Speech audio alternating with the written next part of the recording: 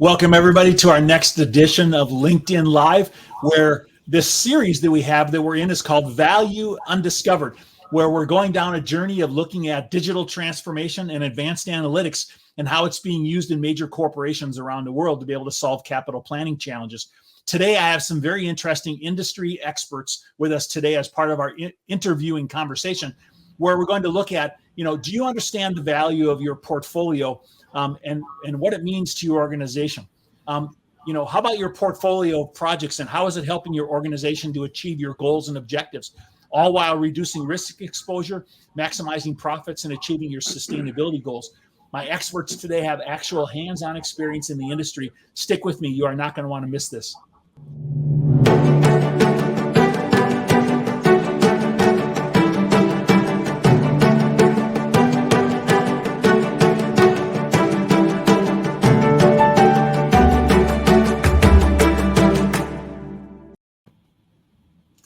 Hey, welcome to the live broadcast today, Dan and Cicely. Glad to have you with us today.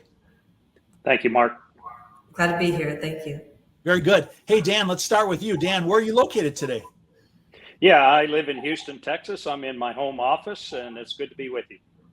How's the weather? I see we have some snow and cold weather coming. Is everything okay down there? I think it's okay. It was a little foggy today, but it's certainly no snow here yet. So fantastic. That's good. All right, Cicely, how about you? Where are you located today?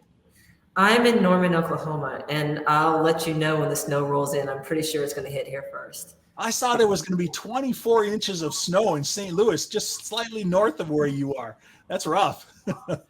Hopefully they'll get most of it. Yeah, good. Yeah, absolutely. Hey, listen, let's start off this broadcast today. Dan, can you tell us who you are and what do you do?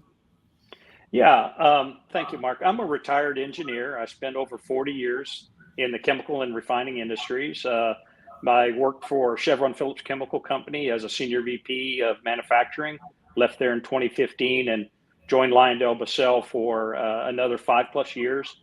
And I left there in August of 2020, and I was the executive vice president over global manufacturing and projects.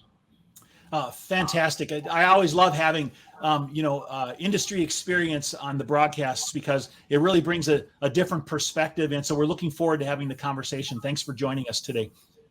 Cicely, can you tell us who you are and what do you do? Hi, yes, I'm Cicely Striolo, and I work in Copperleaf's market development team. I'm one of the market development managers, and I'm focused on oil and gas and helping with the chemicals market as well. And I spent the last about year and a half or so working with some of the biggest companies in the world, manage their asset base and help them improve their capital planning process to be more aligned to their strategic goals, to help them maximize their risk reduction. And yeah, perfect. No, that's good. That's great. And I understand you also have a chemical engineering background and some industry experience as well, right?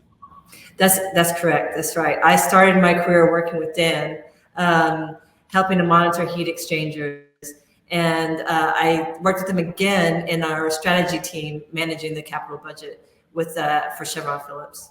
Great. Interesting mix of conversation today. So listen, for those of you watching today, I'm looking forward to having this conversation with these two industry experts here. But before we get going, let me just ask you for a little bit of a favor.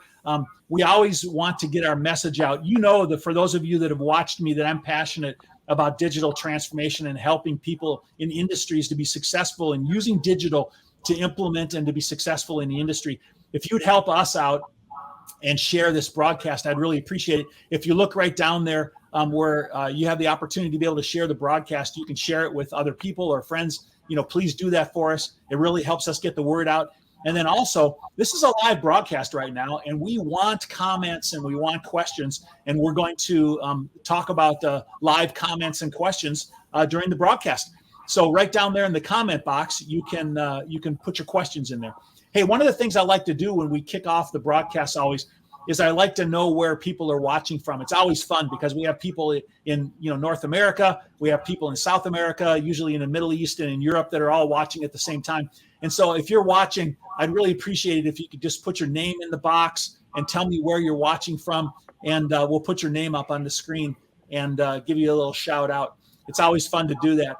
So as we get going, just give me a shout out and let me know where you are and where you're watching from. It'd be great. Hey, listen, let's kick off this conversation today. And what I always like to do is I like to start by kind of looking at what's happening in the world today and how it's impacting the industries that we're in.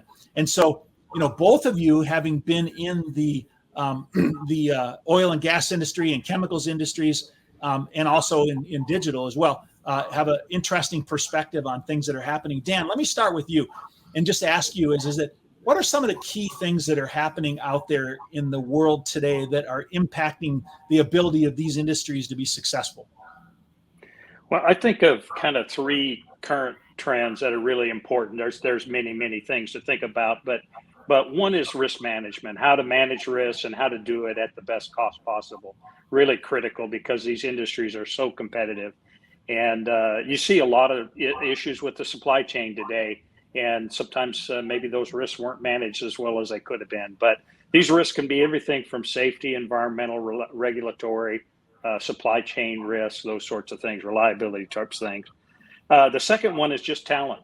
And there's a lot of old folks like me that are retiring and leaving the industry. And it's a critical industry. It needs talented people. So attracting, retaining, developing that talent is super critical. And then I would say ESG, environment, social, and corporate governance. Those issues are critical. And we can talk more about each of these, but all of those are putting pressure on the industry to improve. And it's a good thing. I think it'll make the industry better, but they're really important things that we're working on all the time. Okay, just to make sure I understood what you heard, you said risk and cost, and we said retaining top talent or having the labor that we need, and meeting corporate goals and objectives. Very good. That's very good. Cicely, how about you? You spent a lot of time in the industry. Have you seen things out there happening today that are affecting companies and their ability to be successful in the industry? Yes, I really just want to reinforce what Dan said. I think I see the same kind of trends. In the UK water utilities, we saw a lot of regulatory pressure and looking at triple bottom line, ESG kind of themes. And if you look at transport here in the US, you see a lot about equity and resilience. So there's quite a lot out there at the moment about not just looking at the bottom line for profitability. Of course, you always have to manage risk for your asset base, but really looking at these more qualitative elements and including those in the decision-making process. Yeah, there are really so many outside factors that affect us and, cause our businesses to drive, in different directions and things like that. I can see that. So you guys brought up risk and cost, and you brought up, labor and shortages and ESG initiatives and regulatory impacts and things like that. So those are all factors that are affecting us. Well, I think we should probably dig into some of those things a little bit deeper as we go forward. Dan, I wanted to dig it. I'm intrigued by some of your background and some of your experience, having worked in industry for so many years. And I was wondering if you could just share with me a little bit about, some of the challenges that you ran across or that you experienced when you were, in industry, a little bit about your history. I'd like to know just a little bit more about you and what you were doing and some of those challenges that you faced in industry. Well, I think, so the first and foremost thing in any of these type of industries is safety and environment. You have to perform excellent in those things because, we talk about talent management, but it starts with safety and environmental control, because who wants to work for a company that doesn't have a great safety record or environmental record, or what community wants a business like that in their community that doesn't have a great record? So I think, those are key things, but then past that, you really get into it's a fiercely competitive industry, and it always has been, and it's changing all the time. And I think the pace of change is really faster now than it's ever been, to be honest. So Dan, as you worked in industry, then I guess the first thing you brought up is safety, and risk management. Boy, it makes perfect sense when you're talking about chemical companies and things like that, safety. And so what kind of challenges, did you find yourself, being able to meet those objectives in industry? I guess there had to have been some struggles that you went through over the years to be able to figure out how to meet those, right? You were in manufacturing How Right. did you go about figuring out how to meet those challenges? Well, many of our plants are 40 plus years old, and they're constantly renewed. And we do turnarounds every 5 to 8 years on units, and we basically renew the unit. And we have to be very good about identifying what needs to be done and doing it very efficiently, because if you don't, you can't afford it, right? That's it. And then just normal kind of maintenance. So these plants have operated for years, and then continually you're trying to keep them to where they operate well, safely and reliably, but also you're trying to make them more efficient.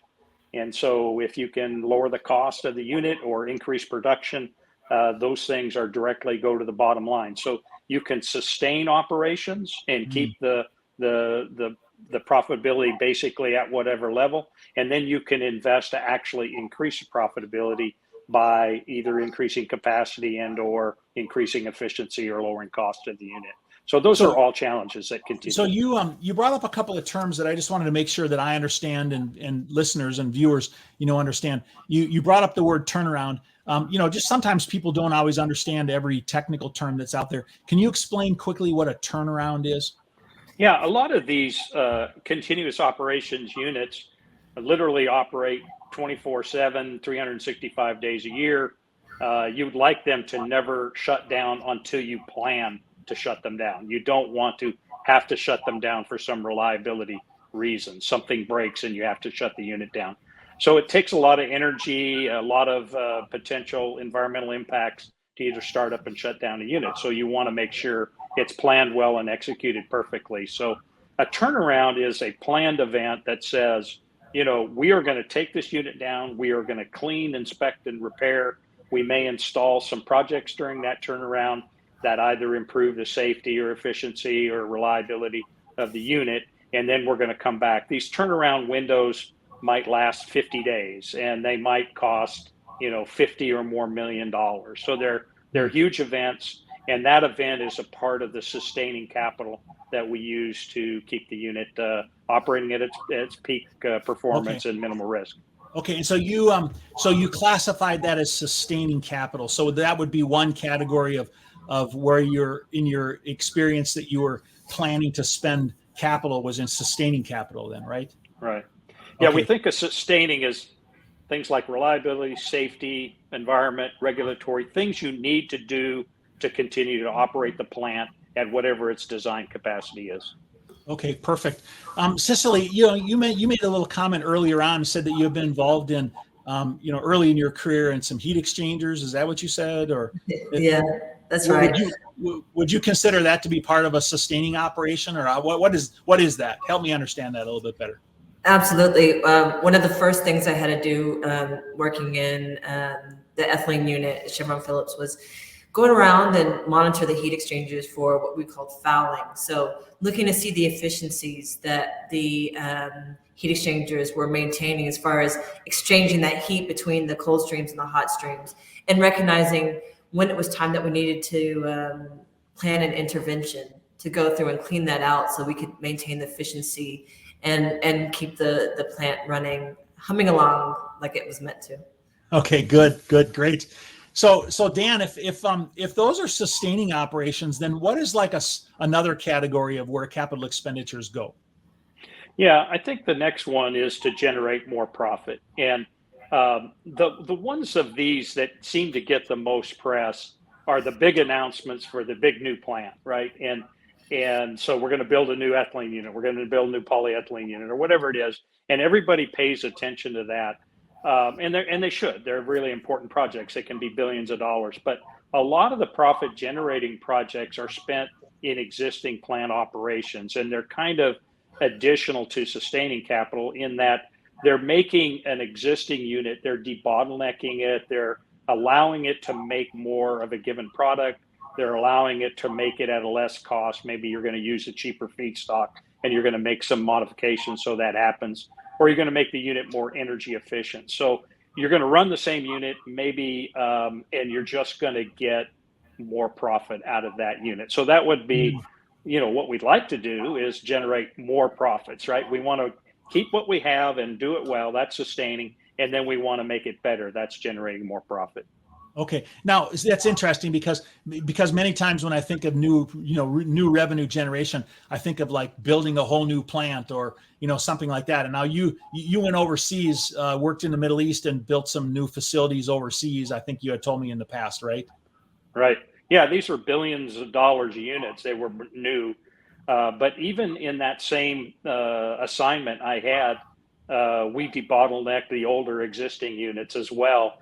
And generally, debottleneck or improvements on existing units are smaller in scale, but generally very high returns. And they compete with the sustaining capital just to run the plant for funding. So yeah, I think Okay. yeah. Yeah, so then it's not just my misconception of building new plants. You're saying that the more common thing is new revenue generation coming from making upgrades or improvements or expansion capabilities or things like that from existing facilities. That's really interesting. You spend a lot on that, and certainly it's more projects. You may indeed, depending on the company, spend more on big projects than these small profit generating projects, but you have a lot more of those smaller projects. There's a lot more opportunities, and they're harder to manage this whole portfolio of projects. Okay. That's the key. Yeah. Perfect. Now, Cicely, you had mentioned to me, I think before, that when you worked in the UK, you said you were in the UK working on some water projects, that there were certain goals and objectives that had to be met. You said like regulatory objectives or maybe sustainability kind of objectives. Dan, that's a third category, right? Is meeting corporate goals and objectives? Yeah, I would say corporate goals and objectives. That can be strategic objectives that may or may not be directly related to either sustaining or profit generating. ESG is kind of related to those, but it's also a bit more strategic, and maybe that would be an example of that. Could be a real strategic goal of the company to reduce carbon emissions by 50% by a certain time frame, something like that. Yeah.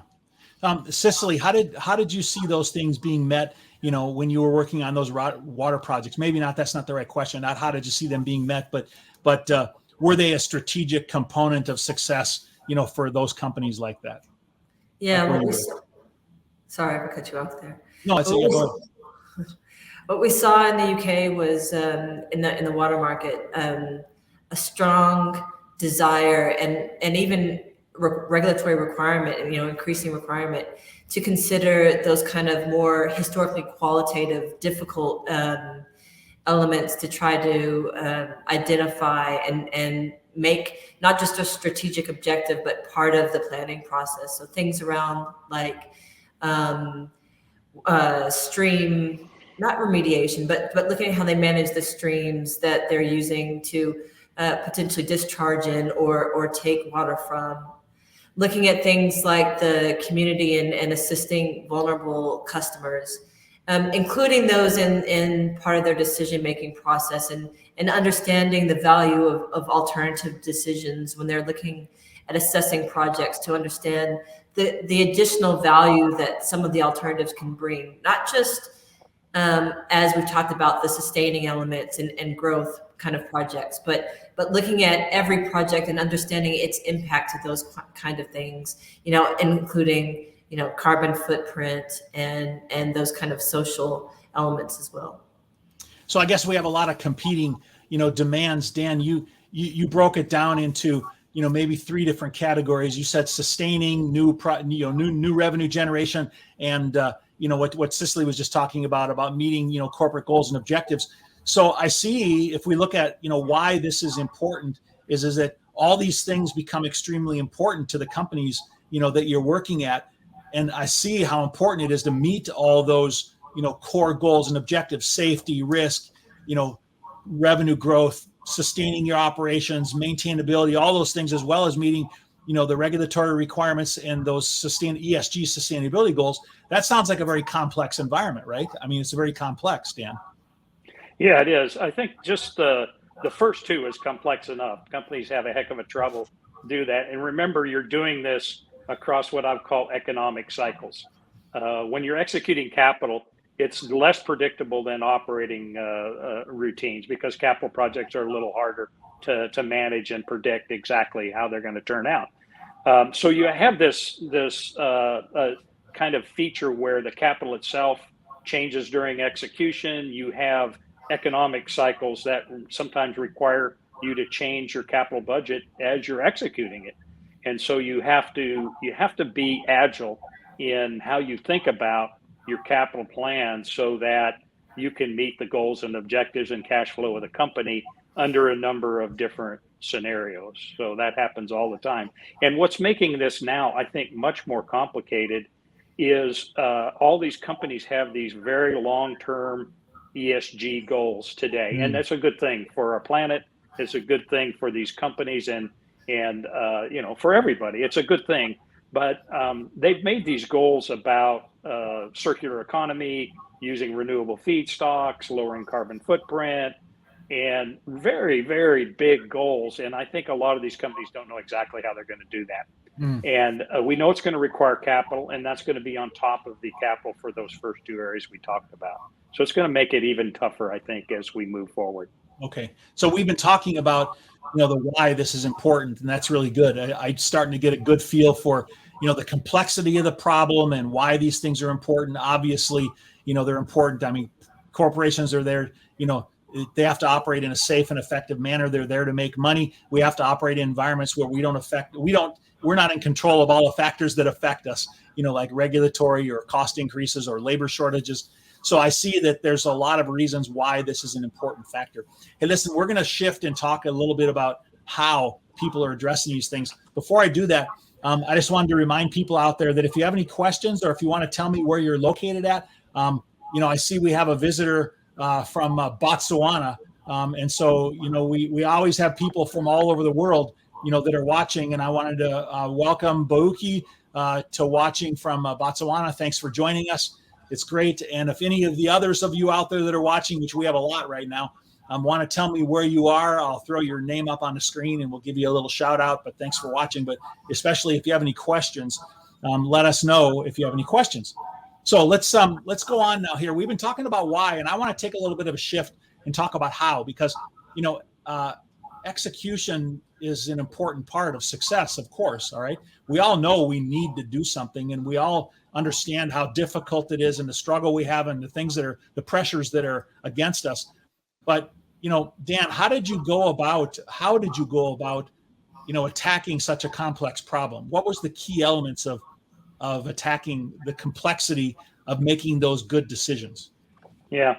I think, first of all, I've grown in this industry and grown with organizations that got better and better over time. Unfortunately, I never had a tool like what Cicely and her group is doing to do this, but we did it kind of the old-fashioned way and did very similar work processes. So to really level understanding of different types of projects. So you have different businesses, they're all very complex and they all change all the time. You have different plants with different ages of assets. You have different risk factors, safety, environmental, reliability, et cetera. And you've got to somehow level how you think about those across all those projects so that you really do the thing that's most important to create value for the company or sustain value for the company. And a lot of the internal work is around scope control and making sure when you do a project, you only do what you need to do to get that done. It's more needs versus wants and no urban renewals, all those sorts of things. But once you get past that scope control, then you start selecting between projects. And to really manage risk at a given level, you have to have a really strong team and a really good process to do that efficiently. And efficiency means you're going to spend less capital for the same amount of risk management. And that's really important. Okay. All right. Cicely, you had sort of mentioned at another time when we talked that you sort of had this methodology or framework in your mind, of how you attack something like that. What is it that you look at when you say how I'm going to address, the complexity of a problem? Yes, absolutely. So at Copleaf, I'd say we have, for lack of a better word, a framework that we use when we work with our clients. And it bases on three kind of pillars. First, we identify, then we assess, and then finally we optimize. So when I say identify, we find that common that those strategic goals, and then we work with our clients to understand how they're going to assess those goals. So it's one thing to say that this is a goal, but it's another thing to say this is how we're going to assess it and measure that we're meeting that goal. And then that helps to build a framework within that company, within our client's company, that can help provide governance and transparency. And then next we go to the assessment. So Dan talked about the different projects and alternatives that a company wants to move forward. Well, we're going to help our clients assess each one of those projects that they put forward and understand how that project is going to provide value to the organization that's aligned to those strategic goals that we first identified. And then, Dan also talked about scoping. So when we work with our clients and they define the different alternatives, they define the scope for each one of those projects. So they have a full and complete understanding of the value each of those alternatives for that project can bring. And then finally, when we bring it all together into a portfolio, we do an optimization. So understanding how that portfolio of projects is going to bring the best value and most value to that organization through risk mitigation, through understanding resource constraints, understanding spending constraints, and then also do that next step of also thinking about scenario analysis of not just low, medium, and high, but a little bit more sophisticated scenario evaluation of what happens in the event of the feedstock prices increasing, or there being a crash in demand. So you can run through the scenarios of what that optimized plan looks like in each one of those occurrences, so that you have a bit more of a long-term plan that you can immediately be agile and operationalize if one of those future worlds comes to pass. Yeah, well, that's all really very interesting. And one of the things that comes to mind, is Dan, you were talking a bit about, you had to have a methodology and a framework now, but you were faced with needing to do those things in a manual, kind of an environment, right? And so when you were trying to assess your methodology of evaluating projects and how to make a decision and having a framework, how did you go about doing that when you were faced with not using like advanced digital tools?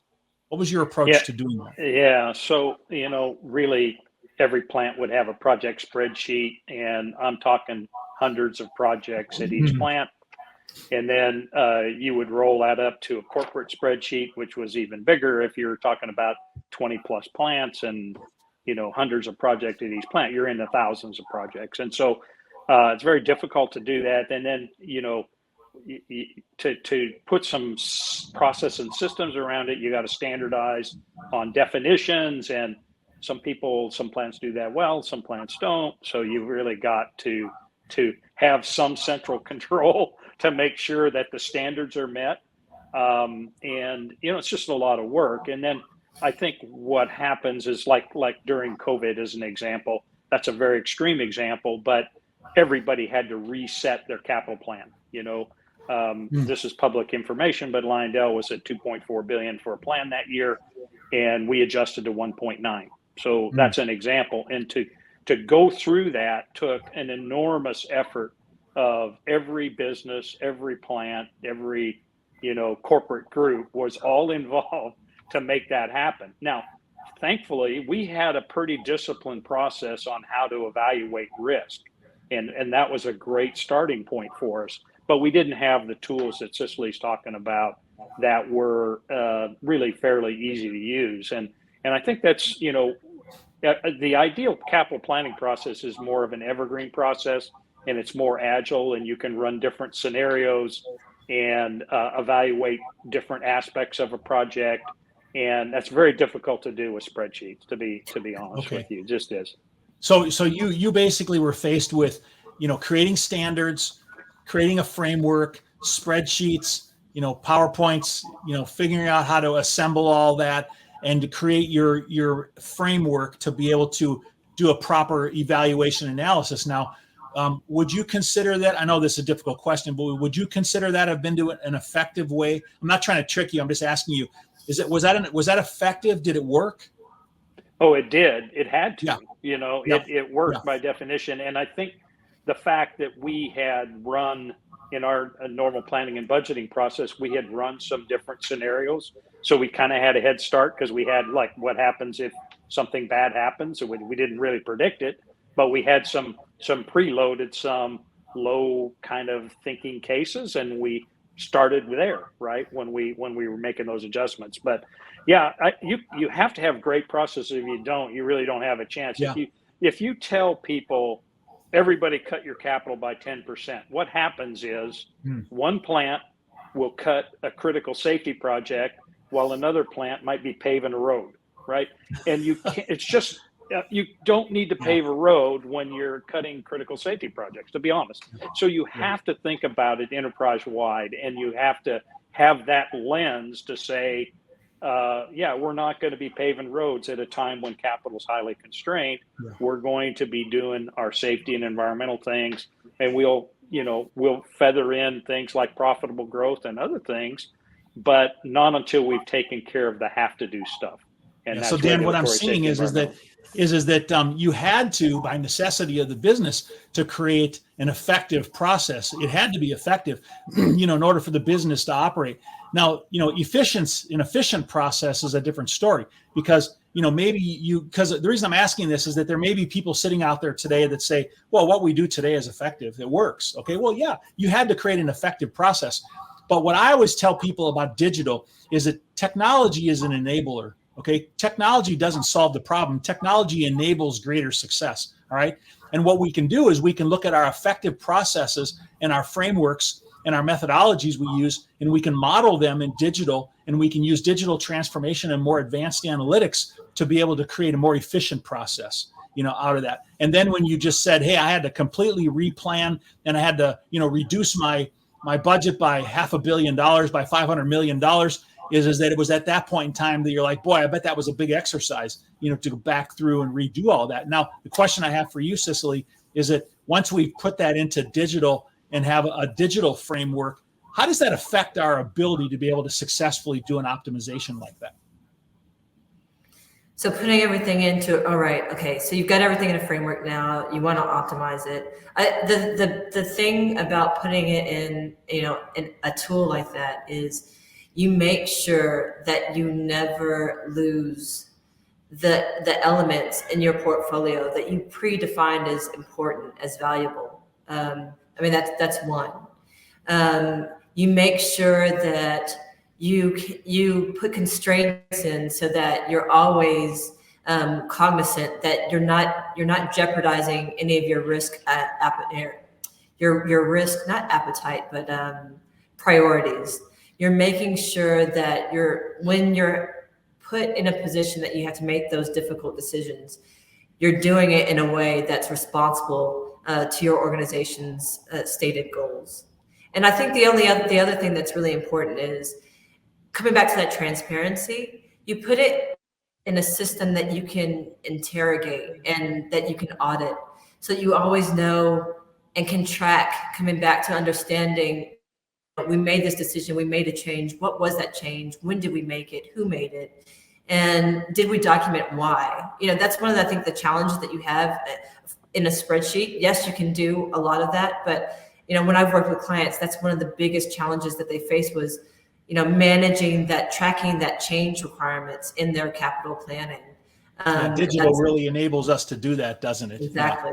Yeah. Yep. Hey, listen, I want to maybe talk about a couple of examples in the industry, if you have some. Before I do that, I want to acknowledge a couple of other people that are out there. We have a visitor from Texas. Looks like we have somebody down in your part of the neighborhood down there, Warren Wong.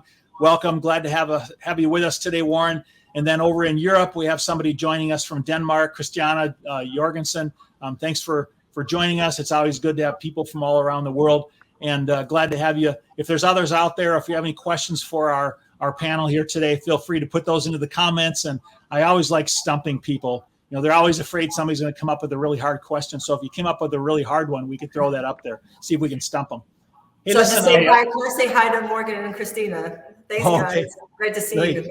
Good. Hey, Good. let me say hello to Warren at LyondellBasell. He's one of these guys that did what I was talking about, figured out how to really tough, complicated project, figured out how to get the scope right and really improve the cost and the executability of a really tough problem. So Warren, I saw him on there, and great guy and great effort on his part. So thanks, Great. Warren. So what company does Warren work for today? LyondellBasell, I believe. Excellent. At least I think so. He used to. Okay. All right. Very good. Well, welcome. Well, I always like having people from industry, watching. It's always good to get people's contributions and things. So thanks for joining us today. Hey, listen, Dan, I know people always like to hear about, real world situations. And I know you've seen a lot and you've been through a lot of different things.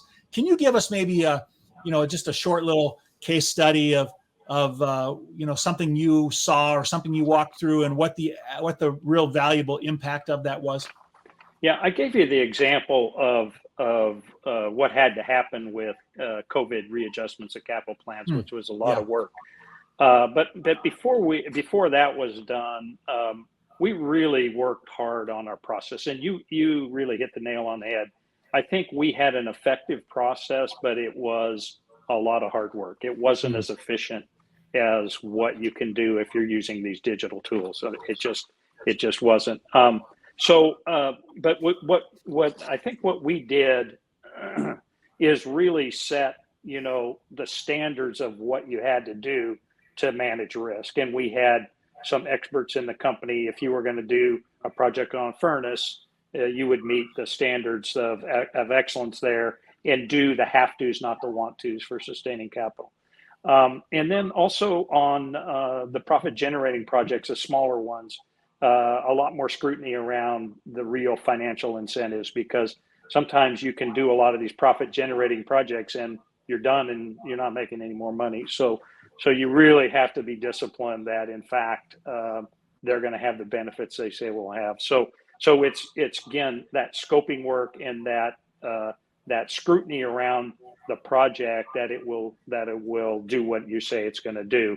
And then you've got all this complexity with businesses, plants, and project types, and all of that, and you have to get that framework in place. And I think we did an effective job of doing that, and it really changed the landscape. And I think what can be done today is not only make that effective, but make it efficient, because it was a lot of work to do it, and it just is.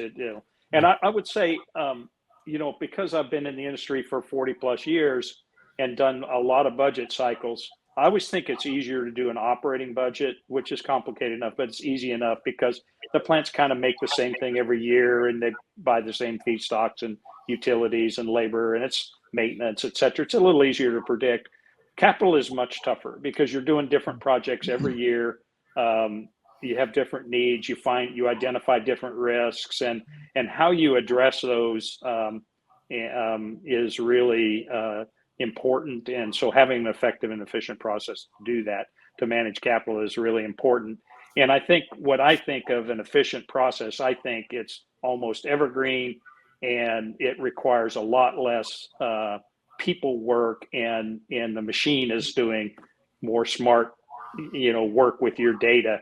And you still have to validate conclusions and all that sort of thing, but you get a workable project much quicker, because what happens is you go through iterations. Every time you capital plan, you come back, everybody puts in what they think they need to do, and it's way too much. And so you just go through this cycle. And I've seen that for 40 Dan, years. one of the things that I think we all saw during this economic downturn was the need to be more agile. Okay. And, for us to be able to evaluate factors around us and then to be able to shift and move in different directions. And, Cicely, when you put things into digital, it gives us the ability to be able to do that. I mean, heaven's sakes, if we look way back into time and people had, paper written ledgers and they wrote things down, and they had to redo it, they had to redo the paper written ledgers and start over again. Well, we put things into spreadsheets, and that made it easier for us. But now that we have things in more of a dynamic environment using really advanced digital transformation and advanced analytics, it gives us the ability to really, do optimization and create efficiency like what Dan is, really talking about. Cicely, have you seen, demands to be more agile during these times? Yeah, absolutely. I think that's one of the main things our clients look for when they talk to us and talk with us about the benefits that they're looking for in a system. Absolutely.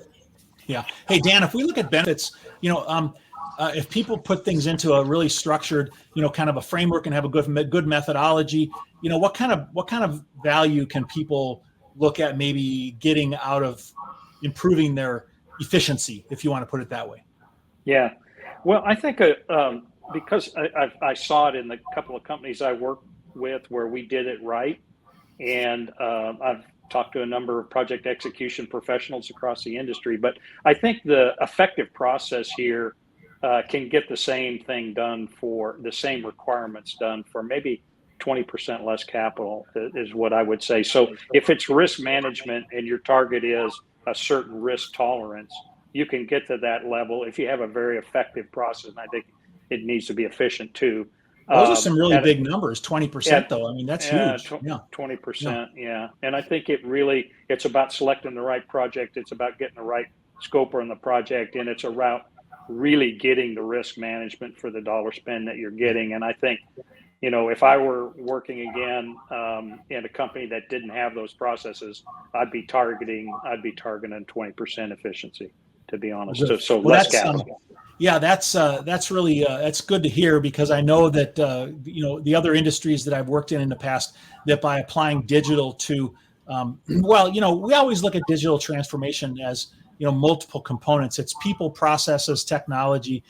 You have to put all those together, and people have to believe that this is possible, and then you have to have people that are successful in doing this, and you have to have good, efficient processes and technology that enables success. And when you look at that and put all those together, you can create really dramatic improvements. And I've seen that across the industries. And so I'm not surprised when you tell me that 20%, is achievable. And if you look at companies that are spending hundreds of millions or billions of dollars, hey, look, that's an awful lot of money that can be applied, toward either optimizing your sustaining operations or maybe creating new revenue. And so, boy, that's really interesting. Hey, listen, we're going to begin to wrap this down. And what I wanted to tell people is that we have a webinar that we're doing. Dan is going to be returning with us. And we're also going to have Phil Jones from Copperleaf there, one of Cicely's, co-workers. And we're going to drill down a little bit deeper. And I'll just say that if you've watched this series for the last 3 weeks, this is our third in the series. And if you've heard some interesting things and you'd like to learn more about how maybe in your company or corporation, you might be able to take your company to the next level. Listen, let me say something about digital transformation. Everybody has existing systems, solutions, and processes in place today. All right. Dan said it. We have to have effective processes in place. And so you're looking at it and you're saying, well, is it really worth my time and effort to look at doing something different? All right. All I can tell you is that you need to look left and you need to look right. And you need to look at what other people are doing and say, are they doing things more efficiently? Are people gaining more value from their capital dollars and their capital spend, by putting in more efficient processes? I think you need to evaluate that for yourself. And we're trying to provide you with different opportunities to be able to do that. This webinar that we have coming up, we're going to drill down to the next level. It's 2 weeks from today. I wanted to offer if you're watching, that you can come to this webinar. If you go to that URL down below, registerme.name, you can register for this webinar. And you can get a little bit more detail about how people are doing this today and how they're creating this kind of success. Look, how would you like to be the hero and bring 5, 10, 15, 20% improvement into your organization? It'd be a big impact to an operation if you're able to do that. I just suggest, is it worth 60 minutes of your time to look at something like this and see if possibly there are some opportunities to be able to help optimize and make your operation more efficient. Hey, listen, Dan and Cicely, thank you so much for joining us today. I really appreciate your knowledge of the industry and the journeys that you've both been on. I really like talking to people that are in industry. Dan, hey, let me ask you guys one last final question. Listen, I know this is, sort of off the path here, but I always like to ask people this question. Dan, at this particular time in industry, what's exciting to you about what kind of opportunities exist to people that maybe didn't exist before? Well, 10 years ago in North America, it was shale, and it revolutionized the industry, and we built a lot of new plants, and it took off. And I think the new opportunity is coming out of ESG. First of all, the products that the chemical industry makes are needed for life. They're used in medical products. They're used in food preservation. They're lighter weight. They improve energy consumption. I mean, they're absolutely necessary. So we got to figure out how to make them better, and we got to figure out how to recycle them better, and provide less waste. But it's going to be a huge opportunity, and it's really, these people are setting goals to 2050. So we got to get the talent to do it, and we got a lot on our plate, and I think it's going to be very exciting to watch this industry over the next 30 years. That's fantastic. That is. Cicely, how about if I ask you the same question? What are you excited about today, that maybe just a few years ago wasn't even possible? Yeah, I think I kind of mirror Dan in his view. I think that the biggest opportunities are obviously some of the biggest challenges that we're looking to solve. I think for the chemicals industry, I'm really interested in seeing how circular economy is being adopted and how you look at non-traditional feedstocks.